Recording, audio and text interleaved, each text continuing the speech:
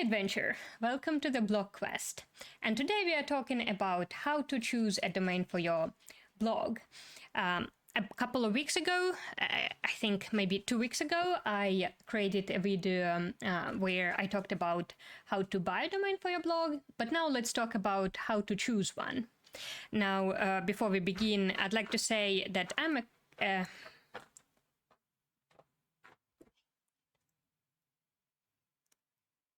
Yes, my dog doesn't want to be in the videos, but he will make it known that he is here, apparently. So I would like to say, yes, I'm experimenting with light and the position of the mic. Again, when I speak, when the mic is right here in front of me, I noticed that a lot of creators on YouTube have it that way, and I think the sound quality is better. At least I hope so. The thing for me, though, is, again, I feel like it's a podcast or something like that, but it's not. You know, I don't want to be like a one woman podcast here. It's a video, and yes, then I feel like singing, but I'm not going to put you through that. Don't worry.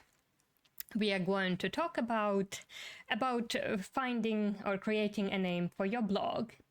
And again, it's still really hot. Well, it's not as hot as a couple days ago, but the fan is on, and I'm sorry for any noise it's making, if it makes any.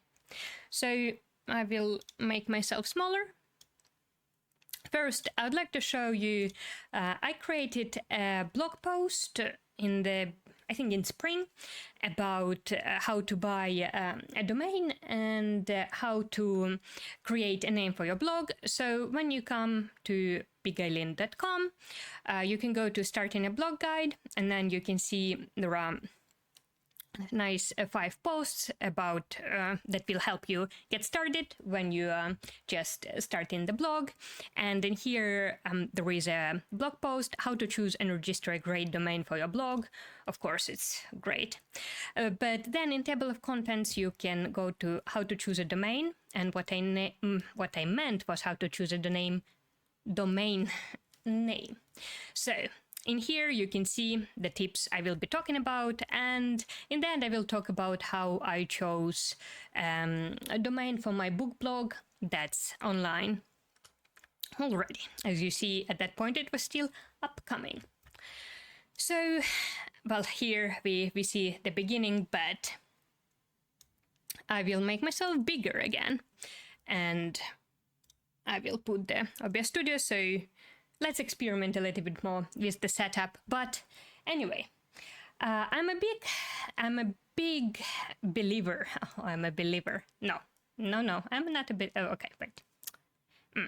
One of the best advices I had in life, or I've heard in life, was to keep things simple. And that's what I like doing in web design. And that's one of the reasons, or one of the things I talk about in my web design posts and videos. So when we are talking about choosing a name for your domain, the first tip is KISS. Keep it simple, stupid. That's what it means, but I actually like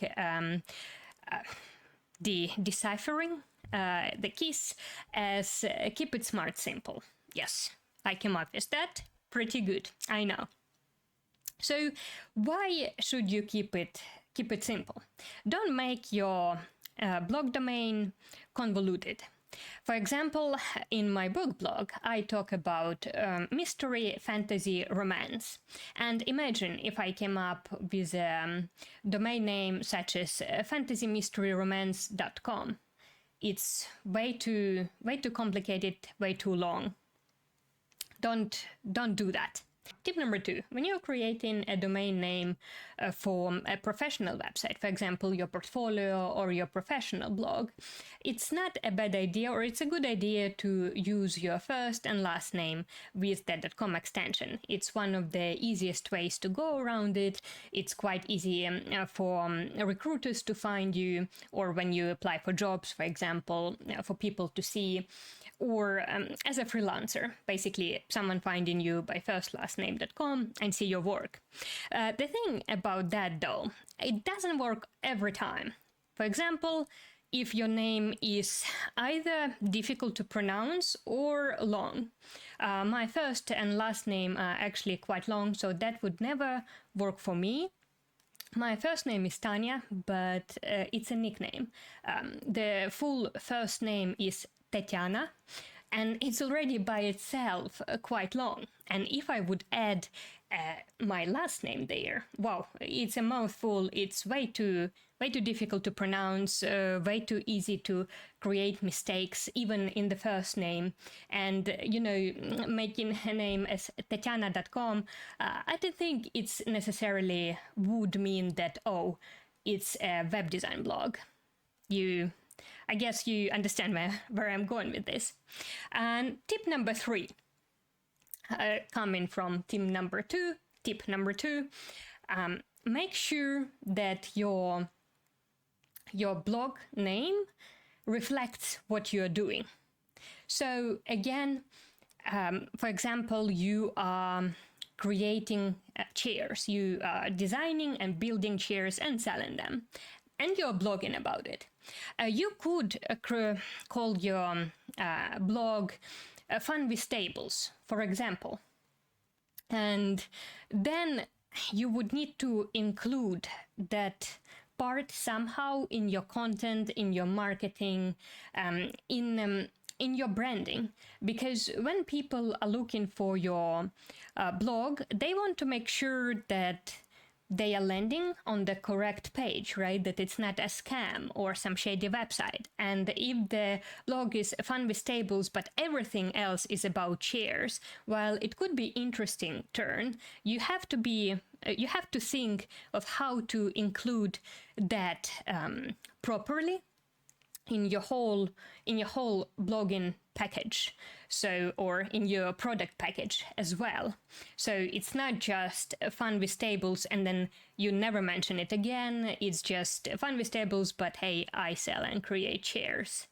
You should think about it more. But Fun with Chairs, that would be much easier because, all right, it means something about chairs, fun, maybe. It depends again on your style and how you want to position your blog. And then tip number 4, make sure that your blog name is short and easy to find, or relatively short. For example, there is a really cool series on Netflix, and I will actually find it right now because I don't remember the name. The Girl in the Window Netflix series. All right, I'm like, I don't even remember the whole name, but okay. The Woman in the House Across the Street from the Girl in the Window. I watched a couple of years ago. I really enjoyed it. But imagine that you are writing a book, for example, with that name, and then you would create the whole. So you would come up with the blog domain name as The Woman in the House Across the Street from the Girl in the Window.com. Imagine, it's way too long. It's not that easy to find. So you would have to come up with something much shorter. Make sure that it is easy to find. Now, when we are talking about my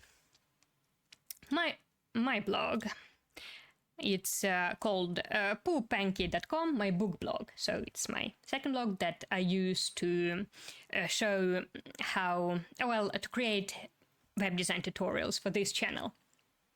And Poopanky exactly does not mean much, and especially if you are a non-Finnish speaker.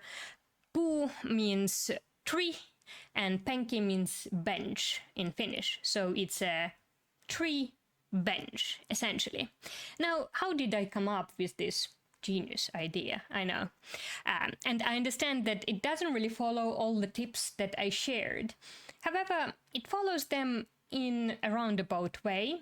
I would say. But I remember I was walking my dog, and then it was a winter day, so walking through this small park, and then I see a tree, I see a bench, boom, Poo Panky.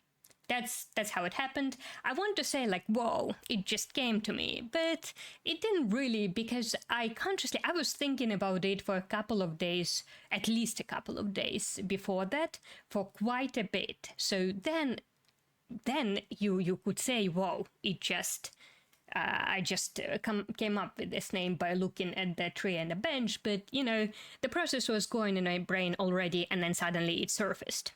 So I would say that it took some brainstorming for me to come up with it. And now, what the hell? Why did they call my book blog that?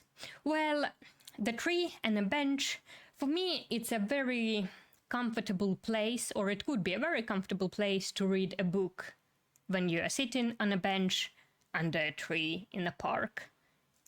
I like it. I find that comforting, so that's something I wanted for my book blog.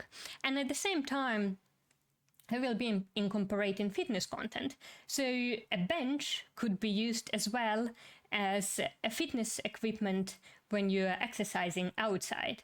So two birds, one stone, sounds pretty harsh, but two things in one, essentially in one package. So that was my idea. And at the same time, I understand that Poo Panky sounds pretty, I think it sounds fun, at least in my opinion, but of course, let me know in the comments if it sounds absolutely horrible. But I wanted to come up with a bit different name, so not something way too obvious, like, again, fun with books. It's a wonderful domain name, but what does it mean exactly? And I knew that I would have social media accounts, and I would be talking about the blog, so it wouldn't be just there. But it's something that's meaningful to me, and something I thought about and I really liked.